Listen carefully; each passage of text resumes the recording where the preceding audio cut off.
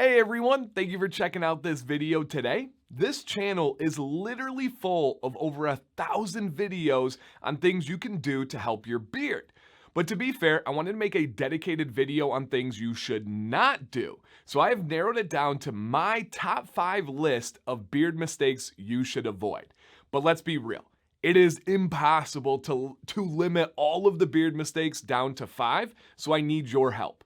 After you go through and watch the video and hear my list, please go down to the comment section and leave a comment on other beard mistakes that you have experienced or you have observed. I know this could really help out people, especially if they're just getting started and trying to figure this out. It can seem like a vast sea of information. What tools, what products, what methods, what routines, right? It can be overwhelming. If we can say, hey, start with the basics and try not to do this, I think that can ease people's minds and really help them get going and hopefully stay on a journey that improves their health, that improves their confidence. I think it's going to be awesome. And we're going to go over those 5, but a quick introduction. My name is Dancy Bearded. If you guys are excited to hear this list, if you're excited to potentially help people, hit a thumbs up on the video for me real quickly. And if you are not subscribed here, which hopefully will be many of you with this video going towards newer beardsmen out there, please consider subscribing. You have found the right place to be able to give you whatever information or help you need with your beard. And if you are subscribed, thank you for staying subscribed and thank you for continuing to add into the conversation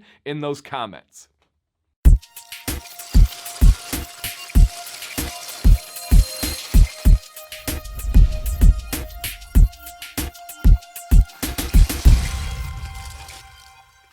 Number 1 mistake to avoid with your beard, in no particular order, would be avoiding using cheap tools in your beard care routine. Now, getting ready for this video, I scoured my entire house looking for these. I went to my wife's Sam C and I said, hey, do we have these? We may be one of the only homes in America that does not have some of these cheap tools. That's an exaggeration, of course, but I'm like, we gotta have it somewhere, and we don't. But what am I talking about? I'm specifically talking about those cheap, black, flimsy plastic combs. This is what a lot of people start with when they're taking care of their beard. Why? Because it comes free in like trimmer sets. It will be at the dollar store. I used to call them funeral home combs because I was at a funeral once. I went in the bathroom and they had a basket of them. And I'm like, oh, those must be funeral combs. But the name is very fitting and they should be called funeral home combs because it's a funeral for your hair. The problem with them is they are molded and pressed cheap plastic. So what happens is some of that plastic is going to bleed out of those press lines, out of the mold, and it's going to give you these little jagged edges in between the teeth. And when you go to comb your hair, it is going to physically cut those hairs, oftentimes down the middle of the hair, on the end of the hair. That's going to cause split ends. That's going to cause breakage and really kill your hairs. No matter what you do for the rest of your beard care routine and your health, it doesn't matter if you are physically slicing those hairs every single time you comb. Please get away from those combs, and especially if you invest in something that is a quality tool, it might be in the $10 range, which you're like, Dan, I get these cheap ones for $1. I can't spend 10 times. These are going to last you likely your entire life. When you look at it like that and how often you use it, it's completely worth it. And I'll give you two main examples. One of them would be your cellulose acetate comb. This is a type of plastic, but it's definitely different than the black combs that we were just talking about. And the main difference is these are polished very nicely. If you get real close in here, you will not see any of those jagged edges in between those teeth. Now, the other ones, again, guys, so bad. Something like this is going to do a great job, and you can find these all over. You can find them from beard companies. You can find them on Amazon. You can likely find them in local stores all over the place. My personal preference, and we have other quality ones too. You can get oxhorn combs. There's really good options out there. My personal favorite, my personal preference would be the carbon fiber combs. These are amazing. They are smooth, they are water resistant, they are heat resistant, they are strong, they are going to last you forever. Absolutely amazing. It just glides through your beard. Now, I do recommend combing your beard when it is damp rather than dry, but that was for your purposes there for you guys to see. but make that upgrade. It is so worth it. And then kind of piggyback on this, just a quick little tidbit. I wanted to fit this one in, but I didn't exactly have a spot for it. When you're grooming, especially when your beard gets a little bit longer, avoid pushing in at the jawline, right? When I comb, I am maintaining a downward motion. I am not pushing in and going down. What a lot of guys do is they kind of rake the face, which is okay, but once that jawline ends, they push in, and what it does is it leaves a big wicked dip along that line, or a wave, or an S-curl, whatever you want to call it, which some of those are natural. Don't get me wrong, not all those things are created by grooming, but a lot of them are. So go light with the tool as well, but getting the right tool makes all the difference in the world for your beard health. The second common beard mistake to avoid is try to stay away from using beard products that are low quality with bad ingredients, and or using products that are designed for things outside of your beard, such as your head hair. So to begin, let's say you want to grab yourself a beard oil. Try to avoid finding any ingredients that are silicone or mineral oil based.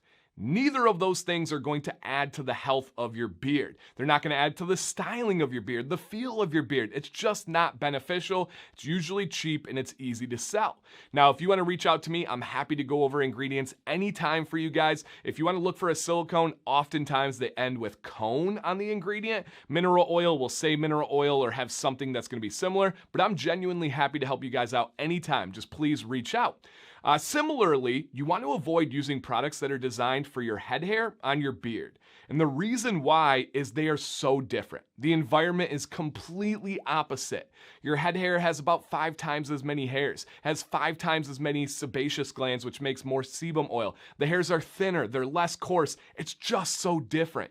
Even all natural, good quality head hair products are not designed for your beard. From the ingredients to the ratios to the pH level, it's just not optimal, especially when good beard products are so readily available and there's so many good budget options. You can get them at your local store. You can get them on Amazon. You can go to these wonderful small batch shops online and get the best of the best. It's just not worth it to waste your money and use stuff that's not helping, and even further, it's likely hindering your beard journey. The third most common beard mistake to avoid is underestimating the impact of your internal health. We are all guilty of trying to find the solution of something going on with our beard with external factors. Is it the oil I'm using? Is it the climate? Is it something that I'm doing to my beard with my grooming tools? All the stuff that we talk about, when arguably the most important thing you can do for your beard is be healthy.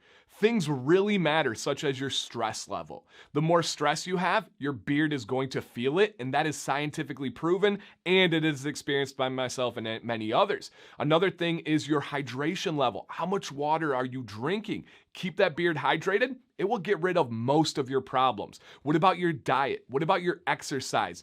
Your beard truly is like a indicator of your health. The healthier you are, the better your beard is going to be.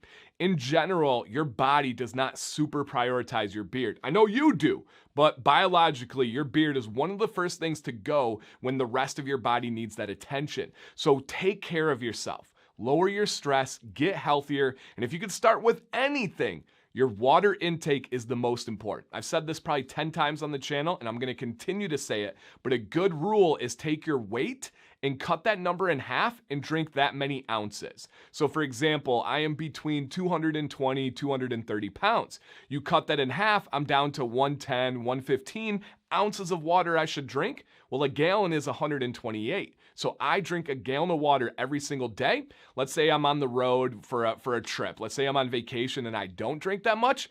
I feel it to an extreme level with that dehydration and how it impacts my beard. So please, take care of your beard with products. Use the right tools. Get your routine. Love and enjoy this journey and collection and hobby, whatever you want to call it. But please do not underestimate what's going on the inside that's impacting the outside. Number 4 is the idea of trimming over training as a mistake. A lot of us, when we encounter a problem with our styling, we want to run right to the scissors or the trimmers to address it. When in reality, you're going to likely get to your goal even faster, even better, if you are going to try and train your beard and style your beard rather than cutting it right away.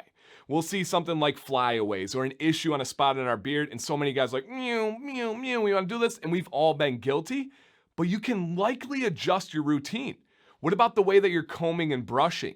Are you using heat? Are you using heat properly with a blow dryer, with a heated brush? And some of you are new and you're watching, you're like, what? I can use heat on my beard? That's okay? That's safe? Yes. I use heat on my beard every single day, and my beard is better because of it. The way it looks, the way it feels, I do not like my beard when I do not use heat in any way, shape, or form. And so you really want to try to adjust what you're doing rather than running and cutting, because you can keep making adjustments with that styling, with that training. You can't put that hair back on after you cut it off. And this is all relative to your goals as well. And this could be its own number, but I want to kind of put this in. Make your decisions based on your goal. If your decision is to have a big, huge volume beard, try not to trim. Leave your neckline alone. Leave your cheek line alone. Don't cut into the face of your beard.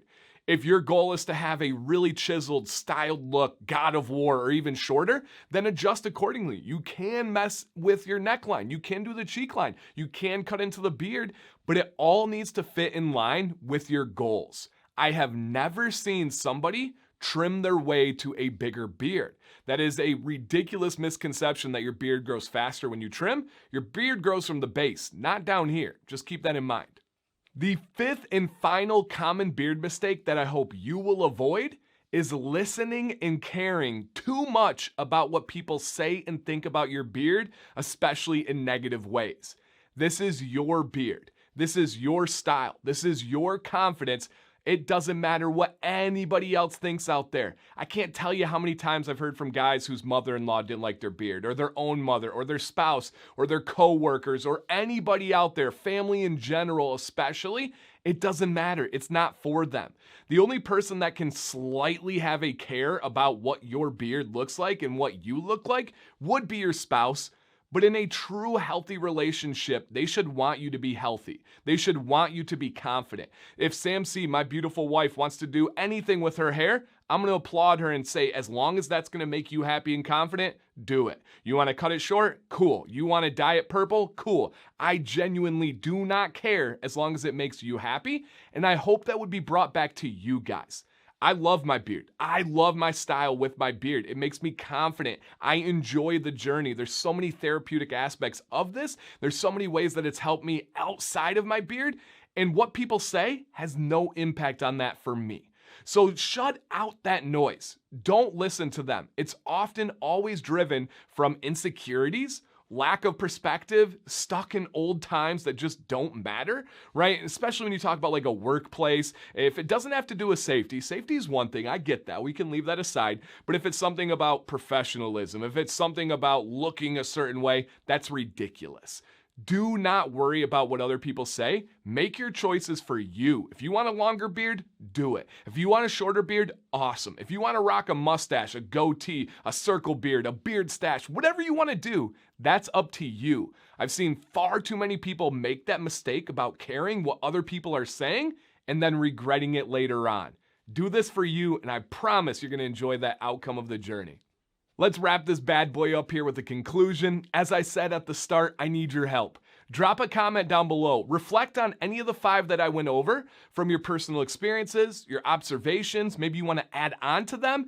And then especially, please, let's add a 6, 7, 8, 9, 10. Let's go over other beard mistakes that you guys know about that could really help someone. And if you see a comment that you like, that you agree with, that you nod your head to, hit the thumbs up on their comment so it works up higher on the list. Leave a comment showing them support, saying, hey, I know exactly what you're saying. I was there. I really hope people avoid this. Let's help each other. This is a community. We are better together. Let's uplift, let's support, and who knows, maybe you just make somebody's day, week, month, and year even better because of your advice, because of your camaraderie. Could make all the difference in the world.